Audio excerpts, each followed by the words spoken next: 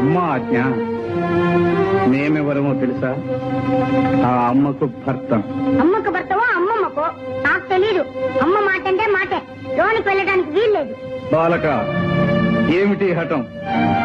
పసివాడవని శాంతం వహిస్తూ ఉంటే, పెద్దవాడవని గౌరవిస్తూ ఉంటే నీ ప్రల్లదనం మితిమీరిపోతుంది.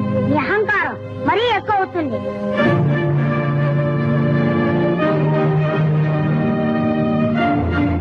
వాచారా, ఈ పరమేశ్వరుణ్ణి నిందిస్తావా? మర్యాదగా దారి వదులు, లేదా ఏం చేస్తావు?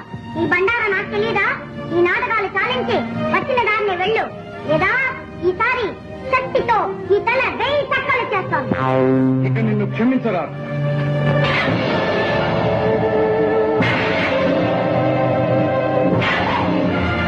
బాలక, జై మాత.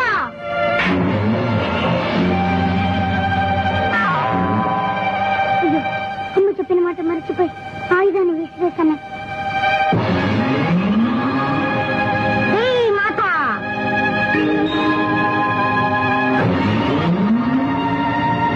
జై మాత.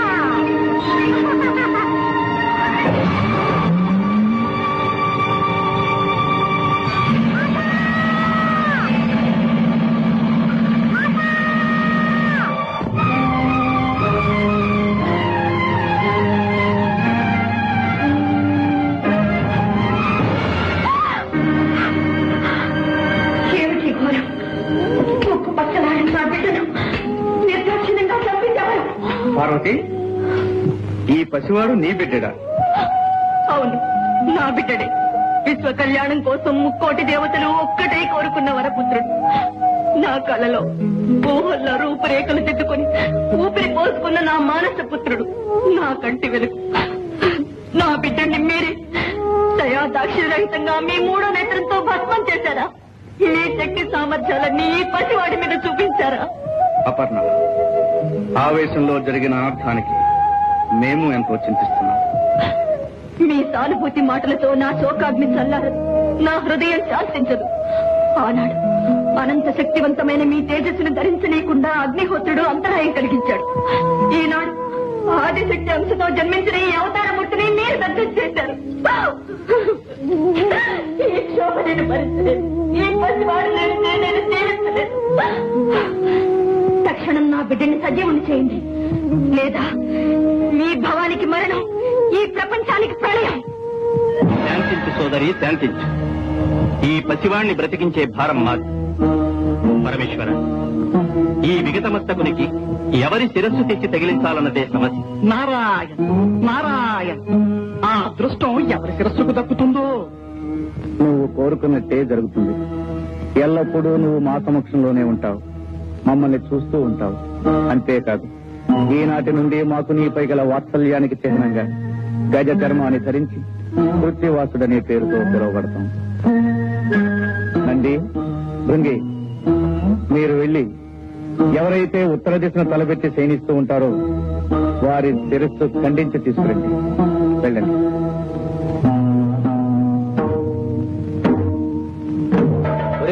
అన్ని దిక్కులు వదిలేసి ఒక్క ఉత్తరపు దిక్కున తలపెట్టి పడుకున్న జీవితలే తెమ్మన్నారే శివయ్య. ఎందుకో తెలుసా? ఎందుకంటావు? ఉత్తరపు దిక్కున తలపెట్టి పడుకున్న ప్రాణి లేవగాని ఏ దిక్కు చూస్తుంది? దక్షిణం, అంటే యమస్థానం. మృత్యువును చేరుగా చూస్తుందన్నమాట. అందుకే ఉత్తరపు దిక్కున తలపెట్టి పడుకోవద్దని పెద్దలన్నారు. అదిగో ఆ చూడు, అక్కడ ఏదో పడుంది. ఓం నమః శివాయ. ఓం నమః శివాయ.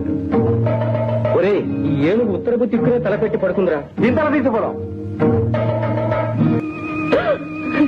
నాయన, నీ ముద్దు మాటలు తనివి తీరా వినలేకపోయానే. ఈ అనర్థం జరుగుతుందని తెలిస్తే నిన్ను కావలి పెట్టకపోయేదాన్ని. నిన్ను చేసేసినా చంపుకున్నాను, శివ కోపాగ్నికి బలి చేశాను. అమ్మా భవాని, చింతించకు. ఇది జగత్ కళ్యాణానికై జరిగిన సంఘటన. నీ బిడ్డడు తప్పక సజీవుడవుతాడు.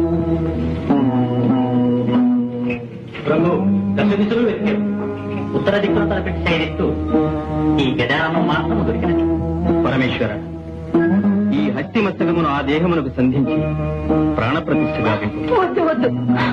చంద్రబింబం వంటి చక్కని మోము కలిగిన నా బిడ్డడికి ఈ ఏనుగు తల ఆ వికృత రూపాన్ని నేను చూడలేను, చూసి భరించను లేదు. కాత్యాయని, నీ బిడ్డడు కారణ జన్మ, మూషికుని అంతమొందించటకే అవతరించినవాడు. అవునమ్మా, ఆ మూషికుని చంపుటకు ద్విజన్ముడు దిరూపుడు కావాలని కదా దైవ నిర్ణయం. ఏనుగుతల విజ్ఞానానికి సంకేతం, మదించిన బలానికి గుర్తు. నీ సుతుడు మహావిజ్ఞాని, మహాబల సంపన్నుడు అవుతాడమ్మా. అంతేకాదు, నీ తృప్తి కోసం ఈ బిడ్డడికి కామరూపం ప్రసాదిస్తున్నాం. ఎవరు కోరిన రూపంలో వారికి కనిపిస్తాడు. కాదనక చిరంజీవిని చేయండి. భవదనుగ్రహం ఎలాగుంటే అలాగే కానివ్వండి.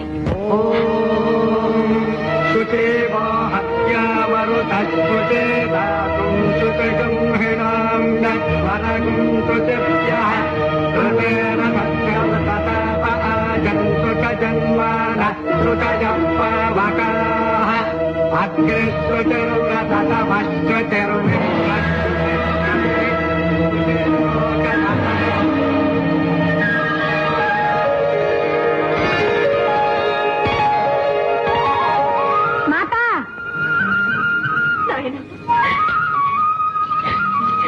చిరంజీవి,